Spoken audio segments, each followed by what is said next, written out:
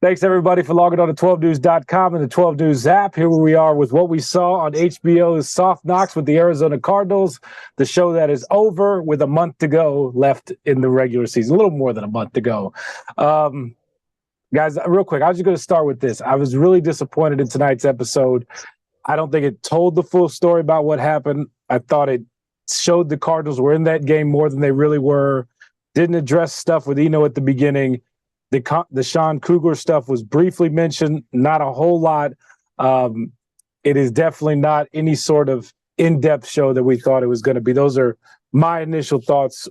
It just didn't tell the full story of what happened this week. But again, it's a people show. It's a character show. It's not a football show. But if you had no clue about football and you watched this, you would be a little misled about what happened this week. Lena, how about you? Yeah, I think we were holding out hope that we would get some answers or insight into the Eno Benjamin situation, especially since one of the members of the production crew of Hard Knocks spoke with local media and said it was a shocking event that happened. And he's seen a lot of stuff, and we weren't sure in what capacity, if at all, it would be covered, but that was a tease to a lie. It was a lie. They lied to everybody, right? Sure. Yeah, it was. They're. I don't blame them for promoting the show and trying to get us on the rope, of course. But to bite, and we did. And I will say, even though we didn't get the Eno clarity that we were expecting, and Eno it's not like he was expecting anything, because he actually tweeted hours before the show aired that he was, excited to see Hard Knocks with an eye roll emoji, hashtag nothing ever happened. So he obviously has something to say. Whether or not he will ever share what happened with his departure remains to be seen. But they did address the Sean Kugler situation more than I was honestly expecting after sitting in the press conference today with Cliff Kingsbury. After the latest report is that Coach Kugler was fired after allegedly groping a woman Sunday night before the game. And we heard Coach Cliff address the team, what I would guess Monday, Tuesday, I would say. So, the Monday game week, typically. I got the quote right here, Lena. He basically was talking in front of the whole media, or excuse me, the whole team in that meeting room, and basically called it unacceptable, said it wouldn't happen again, basically from the coaching staff's point of view, wouldn't happen again, and said make sure nobody has to stand in front of the media and answer any questions about dumb bleep off the field, which has kind of been a thing I'm sure he's had to repeat. Moving forward, it was the dumb stuff off the field and the effort moving forward, which were two very pointed questions and sound bites, truly, after Buda Baker's admission that he thought that some guys gave up before the whistle on Monday night. But, the Sean Kugler situation was described as a situation. They moved on to the game, and it was great to see, obviously, the Will Hernandez feature, his Mexican heritage, how important and valuable this moment was for him and his family, which was great.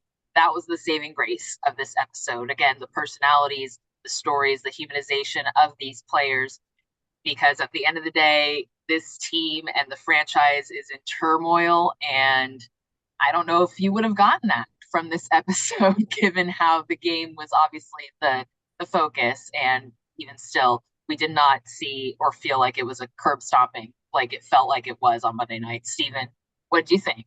By the way, everybody, this is Steven Perez, 12 Sports digital producer, does a lot of digital work here at 12 News, about the biggest football fan as they come. Hold on, Steven.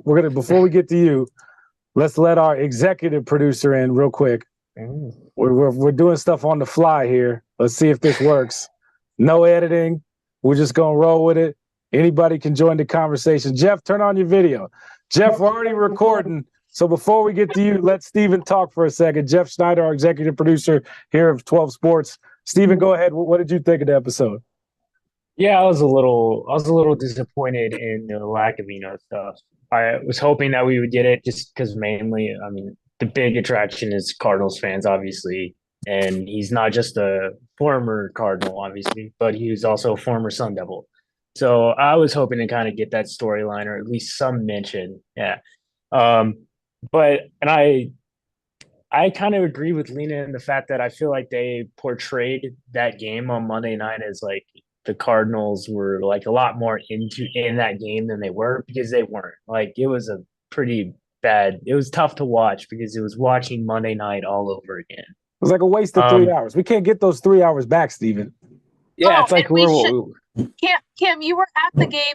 I mean, you could hear it from the TV. Out of the 75,000 people who were there, about 74,000 of them were 49ers fans. So Will Hernandez had his moment on the field, but they used that music to cover up all the booing that was happening whenever someone or something Cardinals related was shown on the video board or on the field. And to kind of go with like something you guys haven't mentioned, I did like the Antonio Hamilton stuff, just to kind of hear from his perspective of like what had happened with the whole burning incident. Because we only got so little beforehand, that like to hear what had happened from his perspective, and then the kind of comeback. And it mentioned his first interception. I think it was the Saints game. Um, and also there was some talk of kind of him being like one of the ones that had given up during the game. And he had kind of mentioned that himself. And he had said, that was kind of unacceptable on my end. I shouldn't have given up on that tackle. Or, so you did see that, and you did see the accountability. So you can obviously see that the season is kind of like hurting them, and the way they're playing is definitely not, up to par for themselves. Yeah, Antonio Hamilton on that play with George Kittle that everybody talked about basically said he thought he stepped out of bounds, which is why he didn't hit him. I will say this: when you watch it from up high, he wasn't close to being out of bounds. So let's bring in our boss man, EP, Mr. Jeff Schneider. Jeff, thanks for joining us from your house. I hope we're not keeping Beth up this late, being all loud, talking football. What did you think of the episode? I know you were on a little bit of a delay.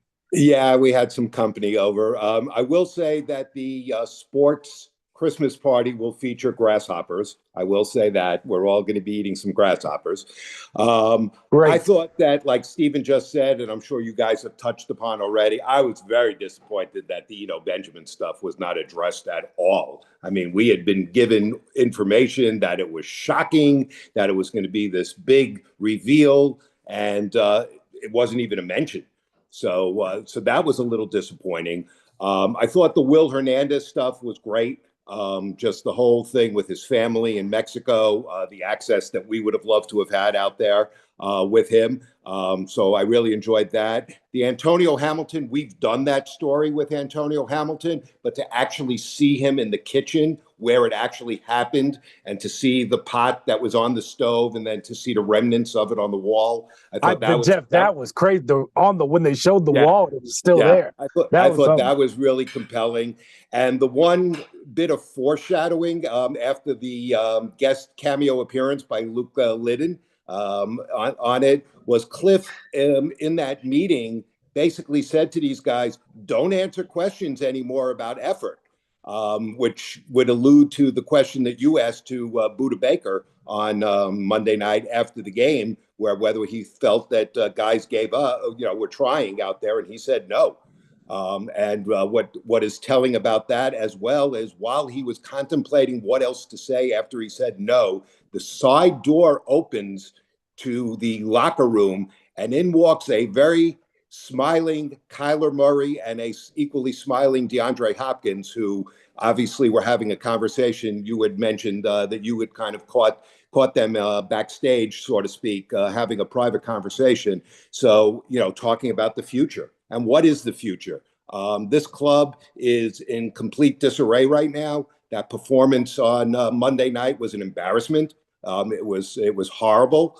I don't know that people are going to be able to survive if they put up another stinker on Sunday against the Chargers. The Chargers are a team they should be able to beat. Kyler's coming back and he's playing now. How much full strength is Kyler going to be? Is he coming back to play because he feels like he has to? because this, again, if they lose, they're pretty much out of it at this point. Out, but if dead. if they lose one more game, the you might as well tombstone's throw up back dirt there. on them. Yes, I'm already building a graphic for Cardinals locker room that's going to say NFL draft positions. Oh, great. Mock drafts before December. Fantastic. Exactly. I think they're sitting at number 10 right now in the NFL for draft. So there's a lot of things that can happen with this team. None of them are good right now. Yeah, Liev Schreiber with another ominous ending saying, quote, "Arizona is on the edge of the abyss. Survival is not certain."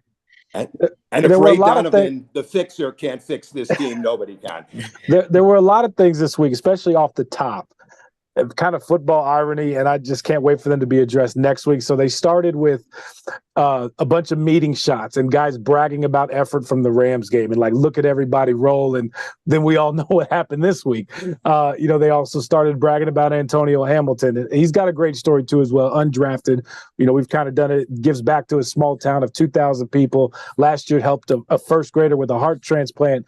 Good dude, but they're bragging about his performance last week, one of the best defensive players against the Rams. And then this week, we're questioning his effort. We're questioning, did he quit on a play? It was that I thought those things, how they set it up, it's just going to be a totally different episode the following week when they dive into it. Also, Cliff said they weren't going to watch the tape of this week.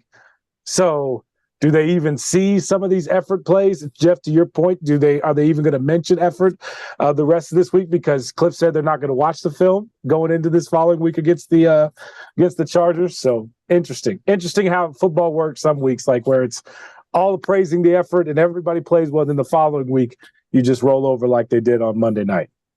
I think they're just going to basically turn the page. And in a situation like this, I don't think that's a smart move because you have to look at the tape. You have to look at the film it's painful, but you have to because, there was a lot of bad things that happened. And how can you fix those things if you don't look at them and revisit them?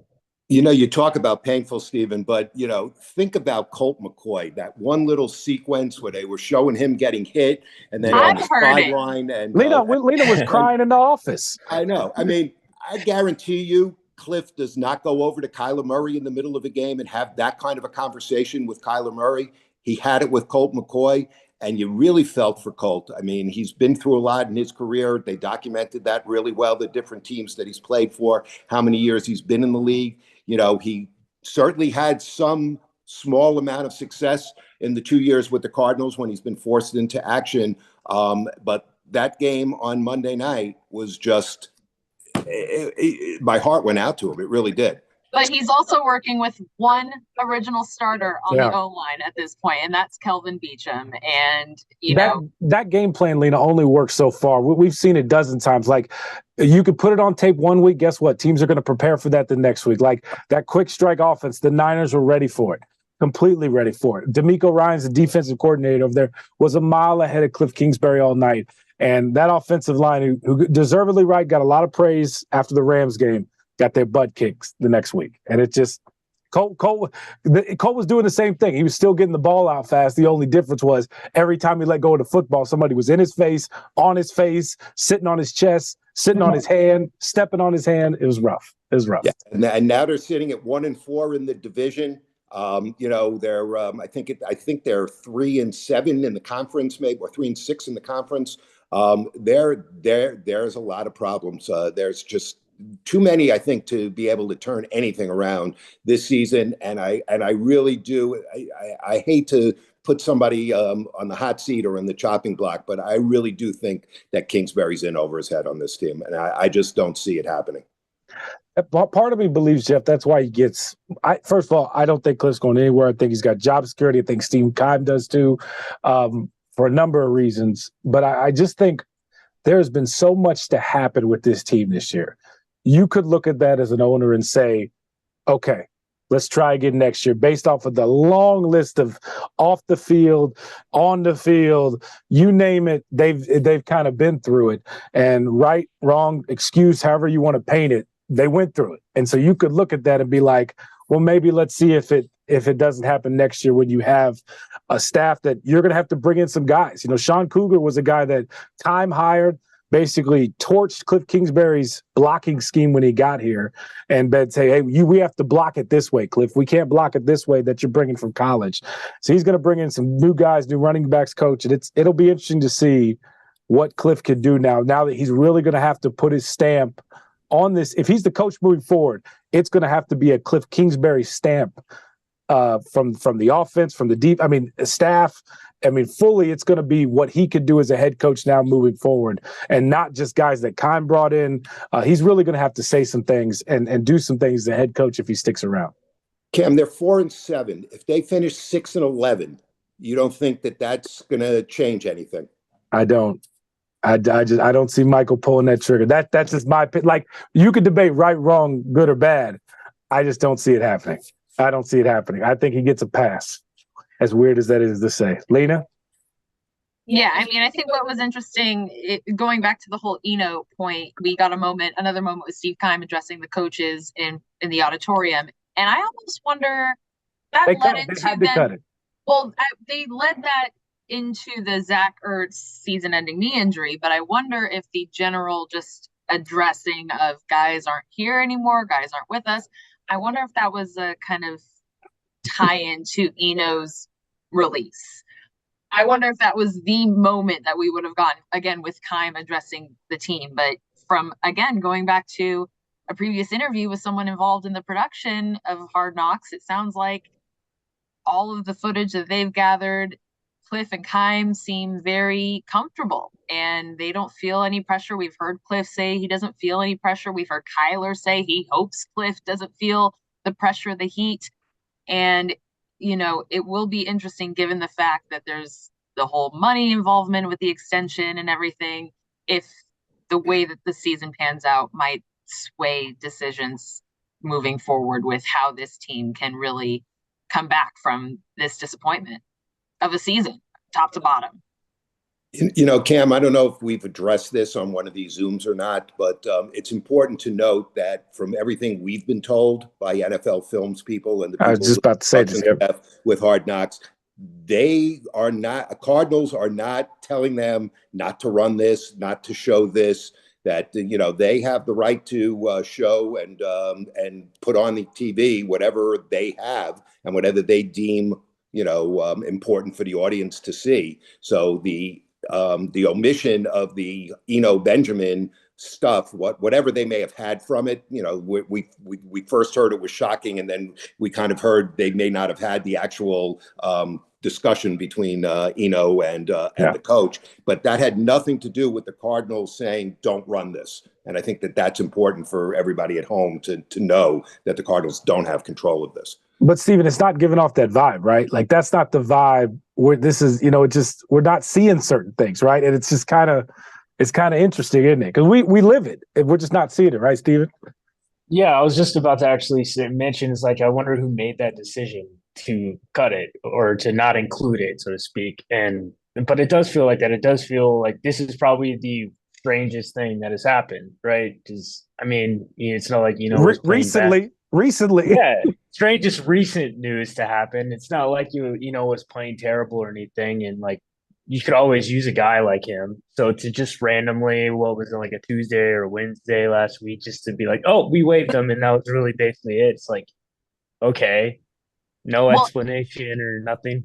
Well, even today in our media availability with Cliff Kingsbury, we were told in conversation and passing that another member of the coaching staff is no longer with the coaching staff, who was very involved during training camp and was tweeting as a member of the team just a couple months ago, and he quietly was no longer a part of the staff. So for people, I just wanted people to kind of gather where we're at.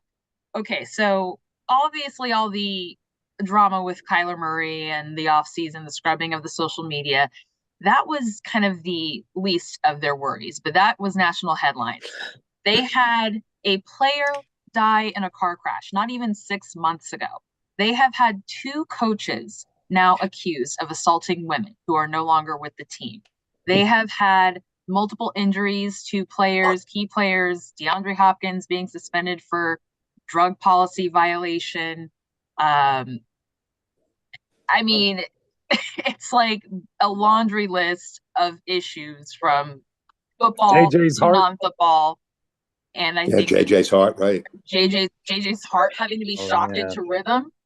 Antonio Hamilton nearly burning down his house with his pregnant wife and 2 daughters. This team has been through a lot. Yeah. And now the last 2 weeks, we've had 2 kind of inexplicable releasing of key members of this team, Benjamin, Sean Kugler, and it's not necessarily getting all covered, I guess, in Hard Knocks, which leaves us something to be desired, right? Sure. All right, guys, let's wrap this up. Lena, I know you got to do the 10. On a happier note, what is everybody thankful for? Steven, we'll start with you. Oh, man, even though I'm not with them right now, I'm a little further away, but obviously I'm always thankful for my parents, and they're, doing their thing in Texas. Hey, So, Mom and Dad. Yeah, hello. Jeff, how about you? I'm thankful for my lovely wife who's parading around the kitchen right now, wondering why I'm on a Zoom call at this hour of the night. But I'm thankful for you guys, really. I mean, we have a great sports team at Channel 12, and we do our best every week or every day to inform our viewers, to educate our viewers, to entertain our viewers, and we hope we do that. And I'm just thankful you guys make my job a lot easier. Yeah, thankful for family, thankful for friends, thankful for our team. We work very hard, and it's fun to do it with you guys week in and week out. Luke, too, as well. Steven, I see you got the Luke Lid set up in your background, nothing on the wall. We'll send you a painting. We're working on getting Luke a painting, too. Lena, how about you? Hey, Oh, go ahead, Jeff. I was going to say, we need to make sure that we control Luke, that now he's a big HBO star. Oh, yes. I mean, he may be looking for a role in House of Dragons or something next year. We got to control that. He does have the Targaryen look about him. Yeah, he is tall. Lena, how about you and did well? Go ahead. Yeah, I'm thankful to be home here working in my hometown for the station I always grew up watching, and to be home with my mom and my cat and my family, and obviously to have health and a lot to be thankful for this year and every day that we are above ground, right? So hope everyone else is enjoying their Thanksgiving with a loved one, enjoying some good food, some football. You will see us after the Thursday night game on NBC, at least me, because I'll be working if you live in the Phoenix area. So tune in. Yeah. Lena's holding the fort on Thanksgiving. Hold down the fort. All right, guys. Happy Thanksgiving. See you later. Happy Thanksgiving, everybody.